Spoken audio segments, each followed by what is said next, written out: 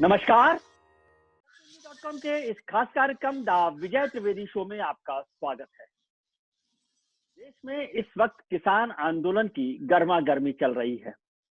सरकार ने कहा है कि किसान आंदोलन पर वो बातचीत करने के लिए तैयार है, लेकिन कृषि मंत्री ने कहा कि किसानों ने उन्हें नहीं बताया कि जो नए कानून हैं, जो कृषि कानून जो नए बने हुए हैं, उनमें क्या गड़बड़ी है, उनमें क्या काला है, उसे कैसे ठीक किया जा सकता है। 72 दिन इस आंदोलन को चलते हुए हो गए हैं और अब चर्चा जो हो रही है वो ये है कि क्या इस किसान आंदोलन का हिंदुस्तान की राजनीति पर असर पड़ेगा, आने वाले चुनावों पर असर पड़ेगा और खासतौर से पंजाब, हरियाणा, उत्तर प्रदेश जहां से किसान दिल्ली में बैठे हुए हैं, उन पर इसका असर पड़ेगा। क्या भारतीय जनता पार्टी के लिए फायदे का सौदा है या घाटे का सौदा है? इस सब पर चर्चा करने के लिए तथ्यों के साथ खेलने वाले, तथ्यों पर मास्टरी रखने वाले संजय कुमार साहब इस वक्त हमारे साथ हैं। वो सीएसजी के प्रोफेसर हैं और राजनीतिक विश्लेषक हैं। राजनीतिक विश्लेषक, उनकी नजर से कोई चीज नहीं चूकती। संजय जी, आपका बहुत बहुत स्वागत है। आपको मैंने इसलिए तकलीफ दी कि इस समय जो किसान आंदोलन चल रहा है उसमें विपक्ष और सत्ता पक्ष दोनों आमने सामने आ गए हैं। पहले कहा जा रहा था कि किसान आंदोलन राजनीति से दूर है, लेकिन अब विपक्ष भी यहाँ पर आ गया है। विपक्षी सांसदों ने, नेताओं ने गाजीपुर बॉर्डर पर और दिल्ली में किसान आंदोलन के लोगों से मिलने की कोशिश की है। संसद में हंगामा हो रहा है। महत्वपूर्ण बात यह है कि इसका राजनीतिक मायने क्या है? बहुत बड़ा प्रश्न है विजय जी, राजनीतिक मायने क्या है। विधानसभा के चुनाव है इस साल, कई राज्यों में, 5 राज्यों में, अगर हम पौंडीचेरी को भी इंक्लूड कर लें, और अगले साल हम अगर देखें तो बड़ा चुनाव है। और बड़ा उस मायने में कि उत्तर प्रदेश का चुनाव है, पंजाब का चुनाव है, दोनों मायनों में बड़ा है। उत्तर प्रदेश अगर साइज के दृष्टिकोण से देखें तो बड़ा है, और पंजाब जिस तरह से फार्मर्स आंदोलन चल रहा है, किसान आंदोलन चल रहा है, उसके मद्देनजर बड़ा चुनाव है। और सबसे बड़ा चुनाव जो हम लोकसभा का चुनाव जिसकी बात करते हैं वो तो 2024 में है। इन फार्मर्स एजिटेशन का, किसान आंदोलन का लोकसभा के चुनाव पर क्या असर पड़ेगा, इस बात का तो अनुमान कर पाना बहुत मुश्किल है, क्योंकि लोकसभा के चुनाव में बहुत दूर है, कम से कम 3 साल से भी ज्यादा। पहले हम बात कर लें इस साल जो 5 विधानसभा के चुनाव होने वाले हैं। मुझे नहीं लगता कि किसी भी हालात में किसान आंदोलन के बारे में जो एक धारणा बन रही है, चाहे आप लोग विपक्ष में बात करें या पक्ष में बात करें, इससे बीजेपी के जनाधार पर कोई असर पड़ने वाला है। अगर हम राज्य देखें तो तमिलनाडु और केरल, जिनके किसान उत्तर भारत के किसान की तुलना में बिल्कुल अलग तरह के किसान हैं, क्योंकि उनकी खेती अलग तरह की है। तो मुझे नहीं पता कि इन किसान आंदोलन का उनके बीच इसका क्या असर है। मुझे नहीं लगता कि वो अपने आप को किसान आंदोलन के बहुत करीब समझते होंगे। एक अलग तरह की खेती करते हैं। केरल, तमिलनाडु के किसान जिस तरह से उत्तर भारत के किसान अनाज जो पैदा करते हैं, हार्ड अनाज, उस तरह की पैदावार वहां नहीं है। बंगाल, आसाम की बात करें, बंगाल, आसाम में एक अलग तरह की राजनीति हो रही है। और अलग तरह की राजनीति क्योंकि दोनों राज्य ऐसे हैं जहां मुस्लिम मतदाताओं की संख्या बहुत बड़ी है। पूरा चुनावी समीकरण उसके इर्द गिर्द रहेगा। किसान आंदोलन का वहां कितना असर पड़ेगा, मुझे लगता है कि इस पर एक प्रश्न चिन्ह मैं लगाना चाहूंगा। और मुझे नहीं लगता कि इससे कोई बीजेपी को कोई खास फर्क हो रहा है। इसके अलावा एक और राज्य पुडुचेरी बचा, छोटा सा राज्य है, 30 विधानसभा क्षेत्र हैं। मुझे नहीं लगता कि वहां पे भी इसका कोई फर्क पड़ने वाला है। यही वजह है कि केंद्र सरकार को जिस तरह से पहल करनी चाहिए थी, अगर ये राज्य बिहार, यूपी, राजस्थान ऐसे राज्यों में चुनाव होने वाले रहते अगर अगले 2 महीने में, तो मुझे लगता है केंद्र सरकार का कुछ रुख अलग होता, क्योंकि यहाँ के किसान इस आंदोलन में सक्रिय हैं और बीजेपी सरकार के बारे में उनकी जो धारणा बनते जा रही है वो एक बिल्कुल अलग तरह की, वो बीजेपी विरोधी होते जा रहे हैं। तो अगर इन राज्यों में चुनाव होता तो निश्चित रूप से केंद्र सरकार का रुख अलग होता। केंद्र सरकार का रुख बहुत ही सख्त इसी वजह से है क्योंकि जो अभी चुनाव आने वाले हैं इस पर कोई असर दिखाई नहीं पड़ता। तो सर, क्या इसका मतलब मैं ये मानूं कि जो कृषि मंत्री कह रहे हैं और सरकार में बैठे हुए लोग कह रहे हैं कि ये जो आंदोलन है कुछ राज्यों के किसानों का आंदोलन है? जैसे आपने कहा असर नहीं पड़ रहा, लेकिन उसका इनडायरेक्ट मतलब जो मुझे समझ आता है वो ये है कि वहां पर इस किसान आंदोलन का भी कोई कनेक्ट नहीं है या असर नहीं है।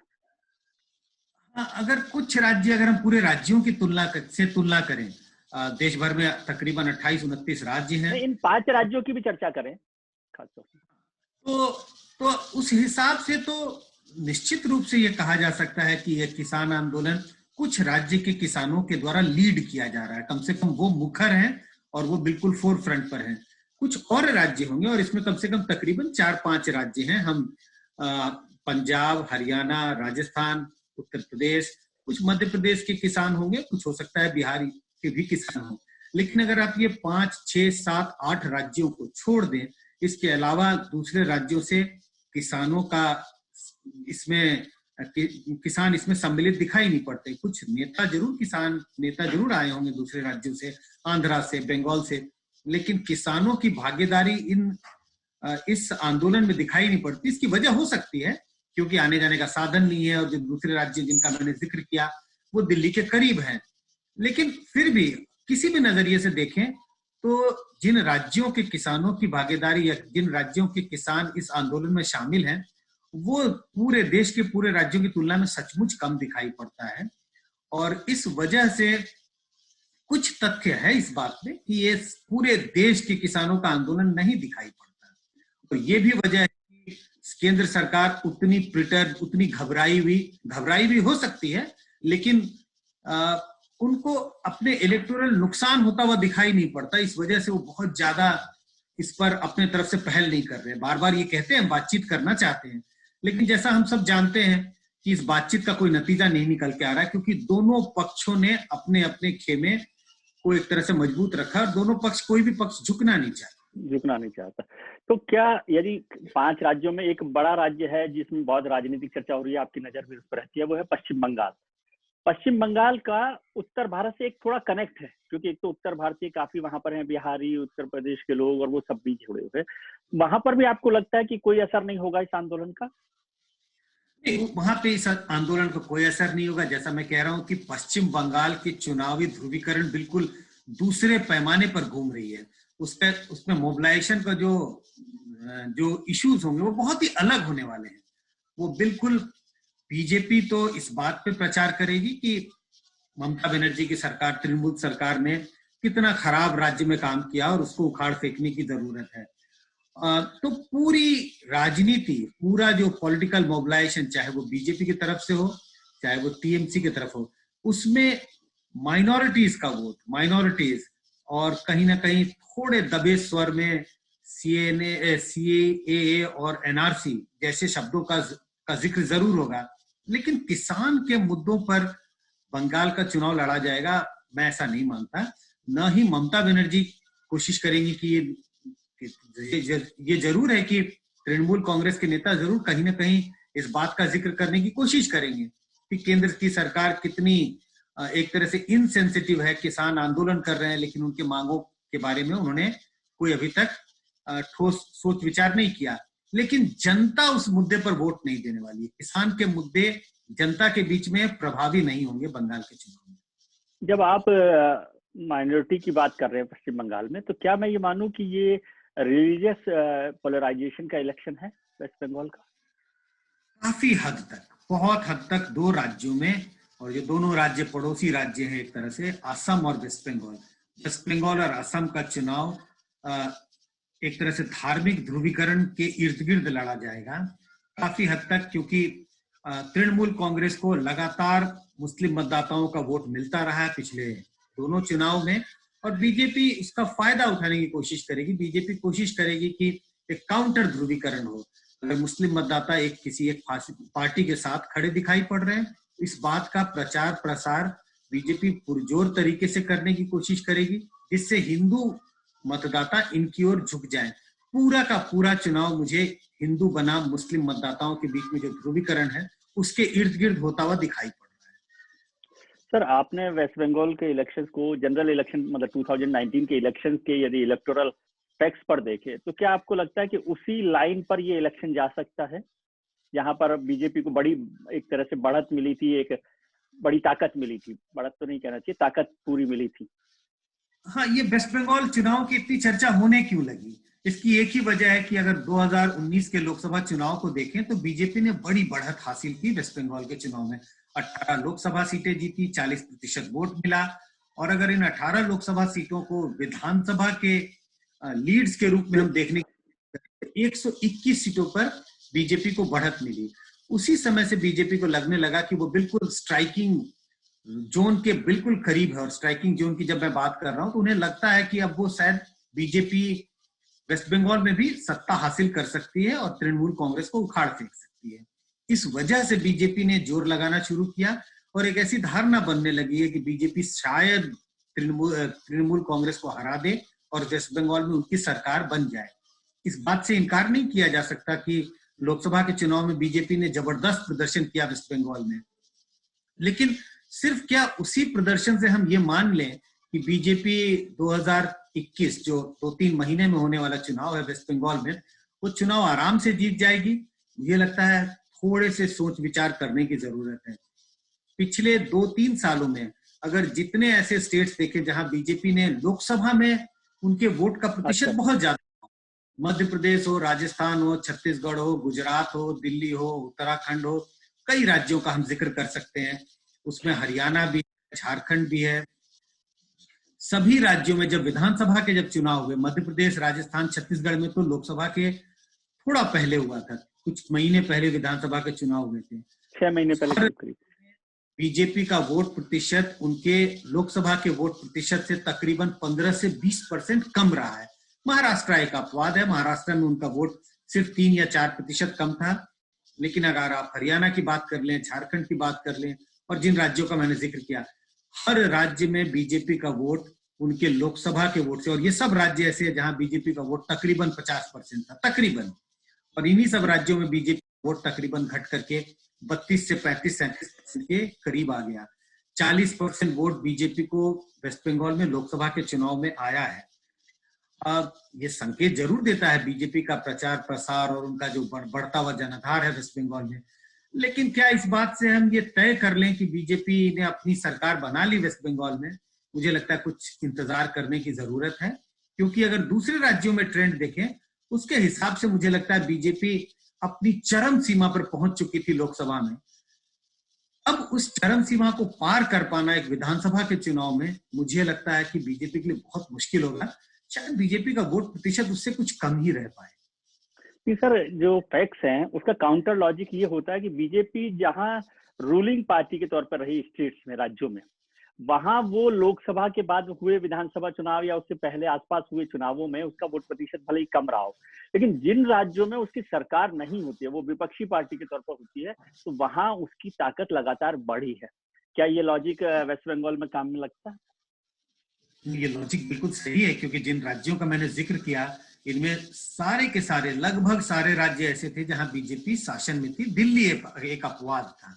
आप मध्य प्रदेश, राजस्थान, छत्तीसगढ़, गुजरात, सारे राज्य, झारखंड, हरियाणा, तो बीजेपी के लिए एक सुविधाजनक स्थिति होती है। जब वो विपक्ष में है तो सरकार पर एक जिस भी पार्टी की सरकार है उस पर अटैक कर पाना ज्यादा आसान होता है, लेकिन जब बीजेपी शासन में होती है तो डिफेंड कर पाना उतना आसान नहीं होता, मुश्किल होता है।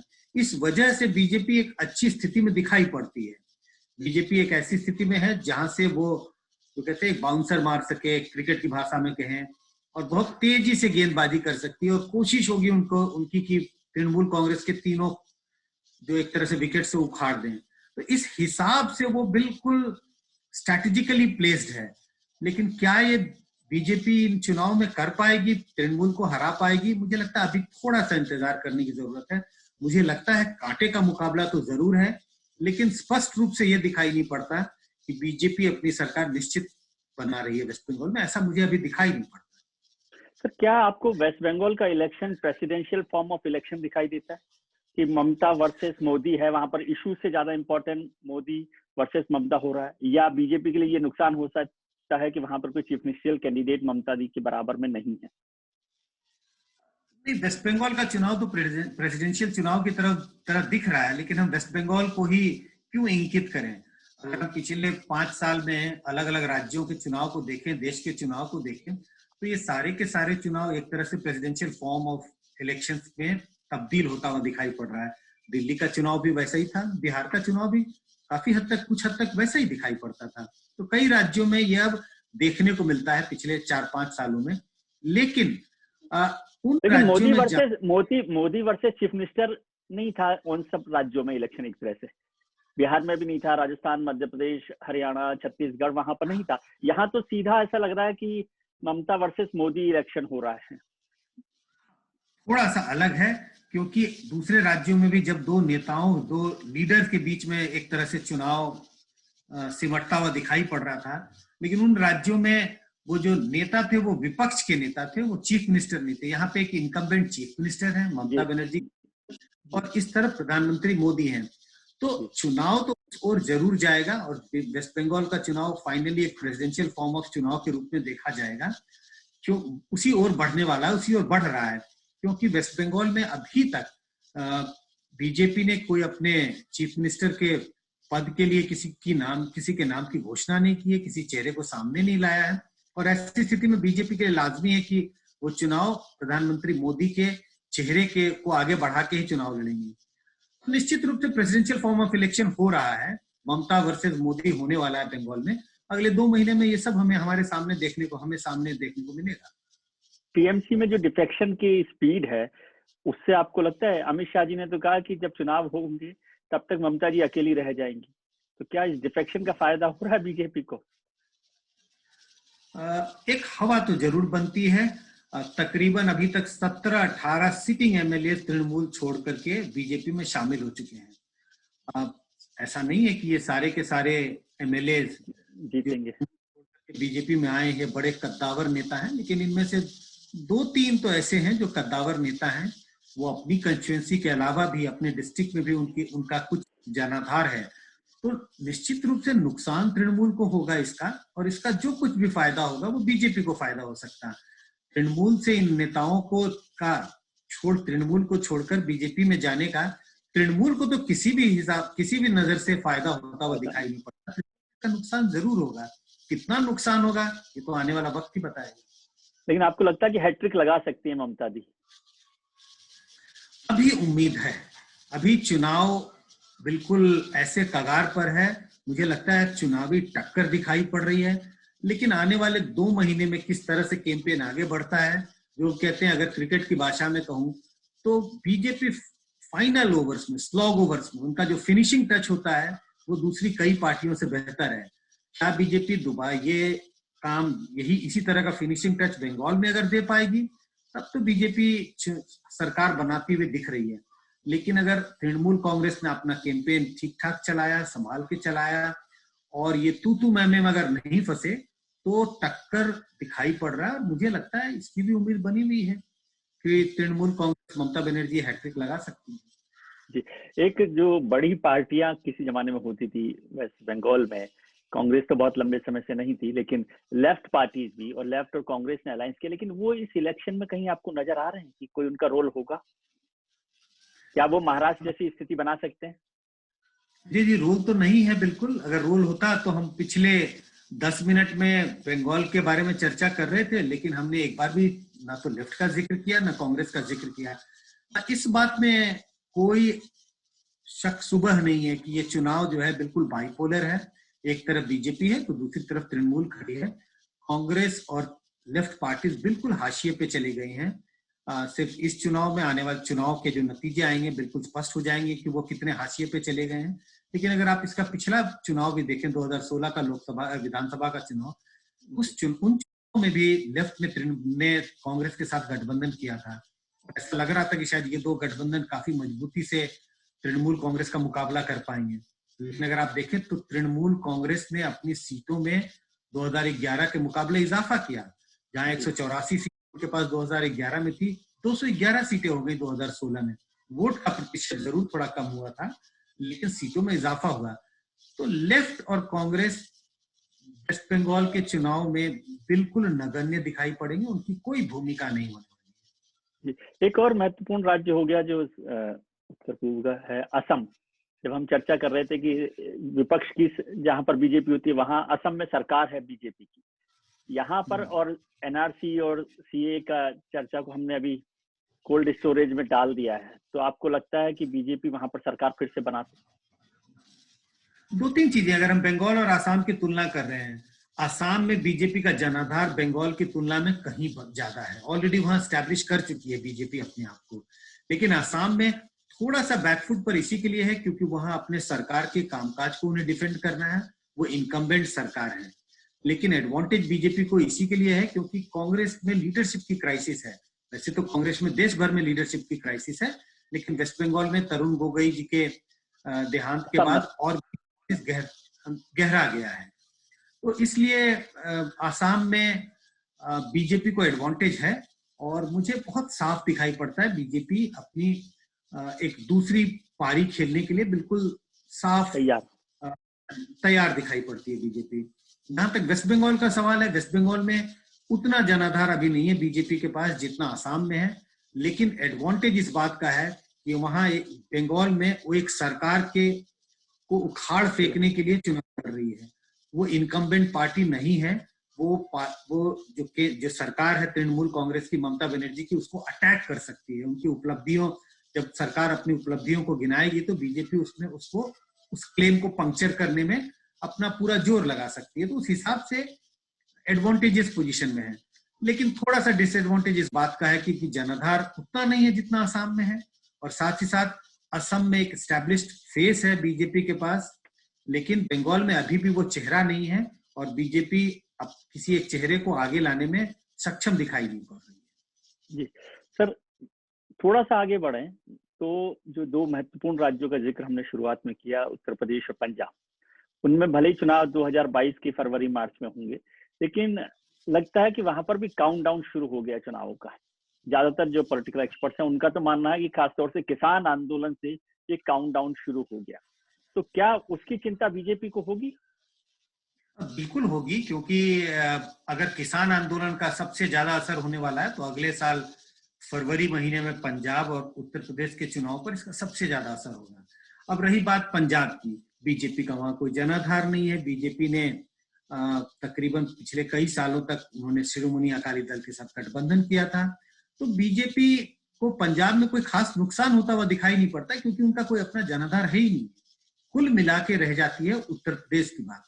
और मुझे लगता है जिस तरह से राकेश टिकैत को के जो खेमे को गाजीपुर में जब सरकार ने 28 तारीख की रात को बिल्कुल अरेस्ट करने और उस पूरे आंदोलन को खत्म करने की पहल की और जो बैक ट्रैक किया सरकार पीछे हटी, मुझे लगता है इसके पीछे कुछ राजनीतिक वजह जरूर रही है, और वो वजह बहुत साफ है।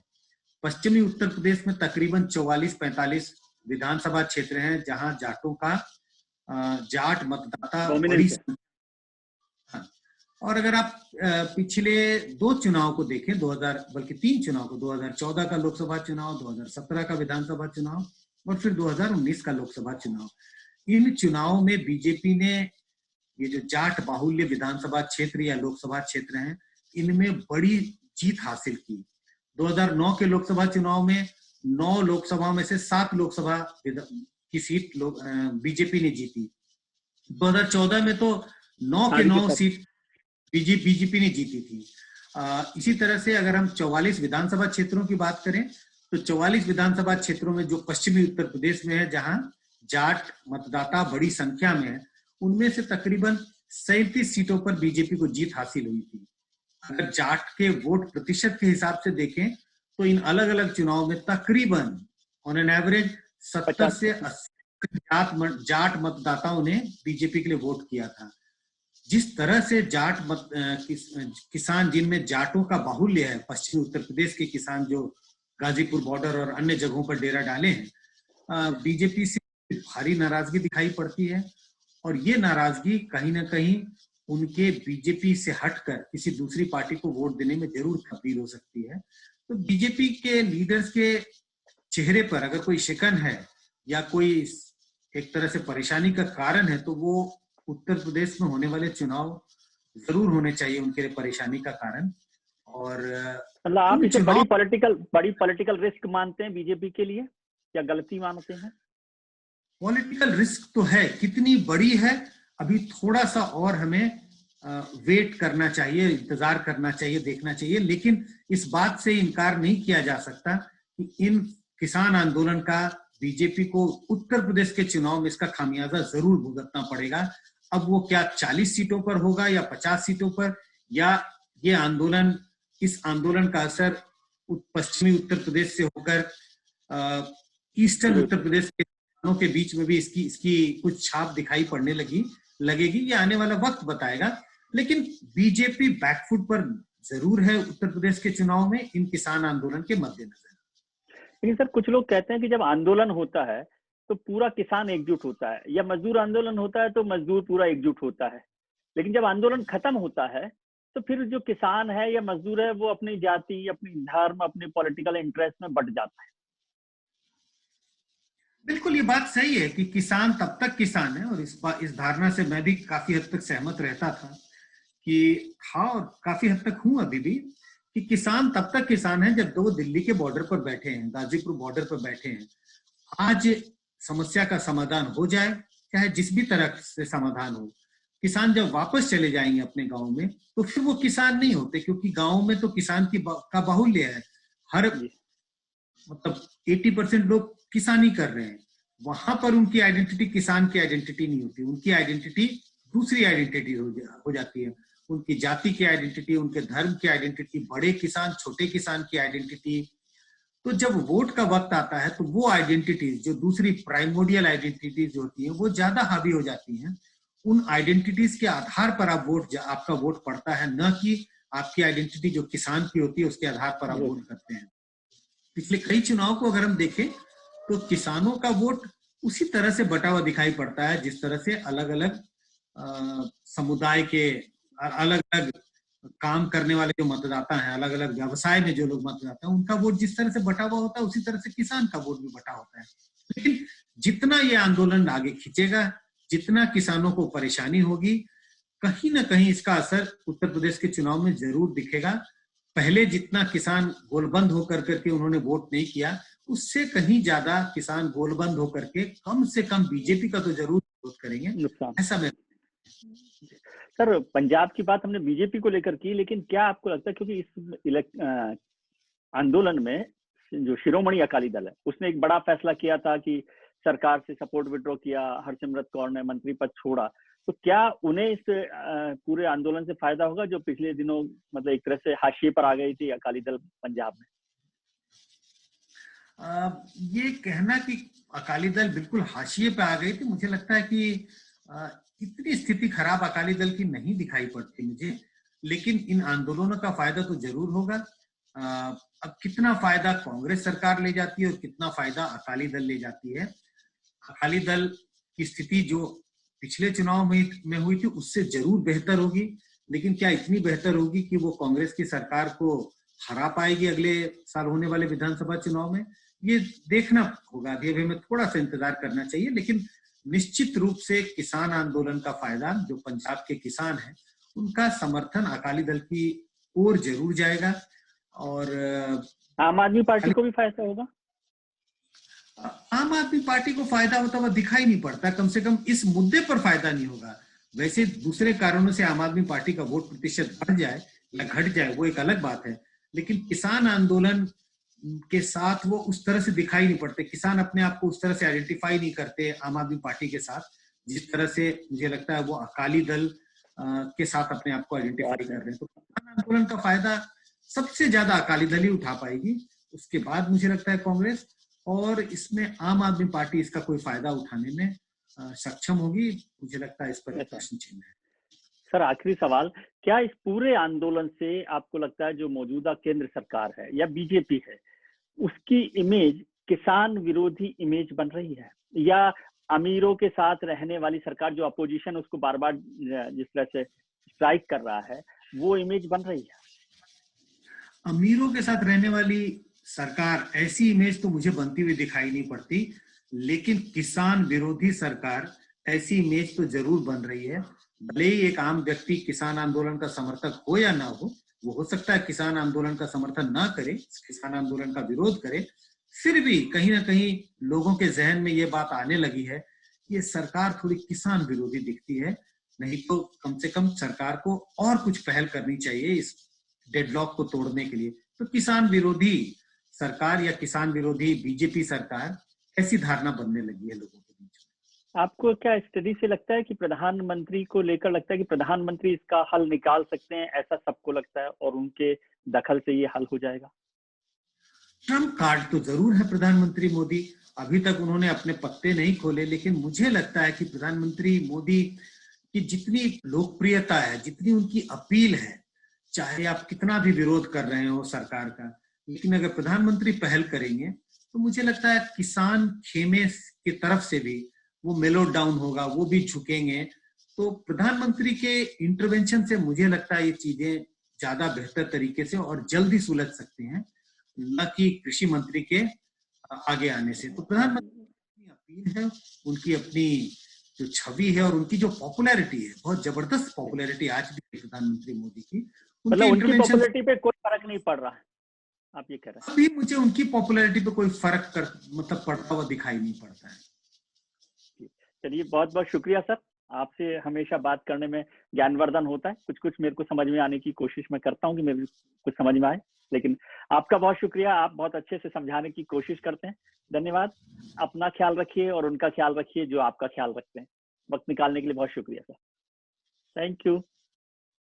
सत्य हिंदी का ऐप डाउनलोड करें गूगल प्ले स्टोर पर।